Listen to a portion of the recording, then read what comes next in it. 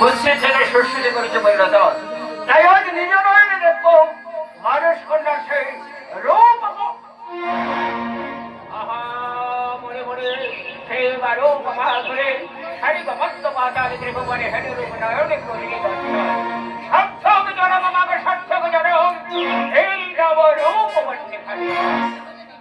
পিতা পূর্ব জন্মে বলতে পারো পিতা নাম ছিল বড় ধূমাবতী। এই জন্মে নতুন রূপের সাথে সাথে কিবা নামে খ্যাত হব এই বিশ্ব মাঝারে পিতা। তুই ঠিকই বলেছিস জননী, তুই ঠিকই বলেছিস। পূর্ব নাম ছিল তোর ধূমাবতী। আজ আমার এই শীতের বাড়ি দ্বারা তোর এই কুৎসিত পদাকাণ্ড সুস্থিতি করেছে পরিণত। তাই তোর নাম দিলাম আমি দেবী শীতলা। চমৎকার পিতা। তবে বলো পিতা আমি যদি হয়ে থাকি দেবী দেবী শীতলা পিতা, তবে দেবীত্বের লাগিয়ে হয় শক্তির প্রয়োজন। কোথায় পিতা? দাও পিতা দাও, তোমার কন্যার হস্তে তুলে দাও এমন শক্তি যেই শক্তি ধারণ করতে পারেনি স্বয়ং দেবী পার্বতী, এই শক্তি ধারণ করতে পারেনি লক্ষ্মী, এই শক্তি ধারণ করতে পারেনি সরস্বতী। এমন শক্তি তুলে দাও পিতা। এমন শক্তি তুলে দেবো তোমার এই হস্তে তোর দেবী সেই শক্তি ধারণ করতে পারেনি। আমি তুলে দেবো সব। কিন্তু কোথায় শক্তি? কে দেবে শক্তি? কেমন করে আমি আমার মানুষ কন্যার মনের আশা করবো পূরণ? কে দেবে শক্তি? ওই তো রাজা নৌসের যে ভূতাকারে রয়েছে চারিবেদ, এই মুহূর্তে চারিবেদ থেকে তুলে নেব চারিবেদের চারিপত্র।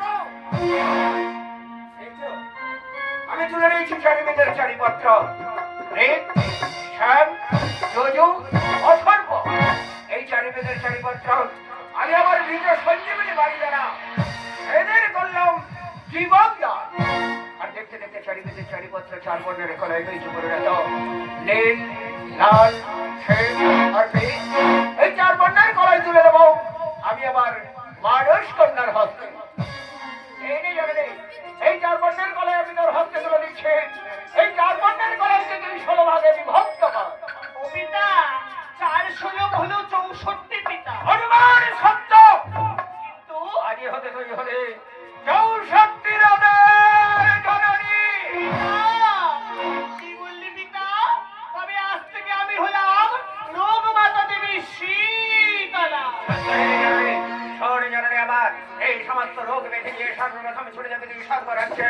স্বর্গরাজ্যে সমস্ত দেবতাগণের কাছে চাইবে পূজা। দেবতাগণ যদি পূজা রাজ না হয় এক হচ্ছে বেঁধে এক একটা দেবতাগণের অঙ্গে ছিটিয়ে দিবে। দেখবি বেঁধের যাবে ছটফট করতে করতে স্বর্গের দেবতাগণ তোকে বাবা বলে ডাকবে। তোর রাগা চড়া দেবে ভক্তির পুষ্পার খাও।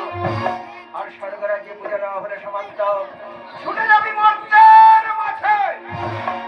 মর্তের অসংখ্য মানবগণের কাছে চাইবি পূজা। আর মর্তের মানবগণ যদি পূজাইতে রাজি না হয় এক একটা ব্যাধি যেমন দেবতার অঙ্গে ছুটিয়ে দিয়েছিলেন তেমনি মর্তের মানবের অঙ্গেও ছুটিয়ে দেবে।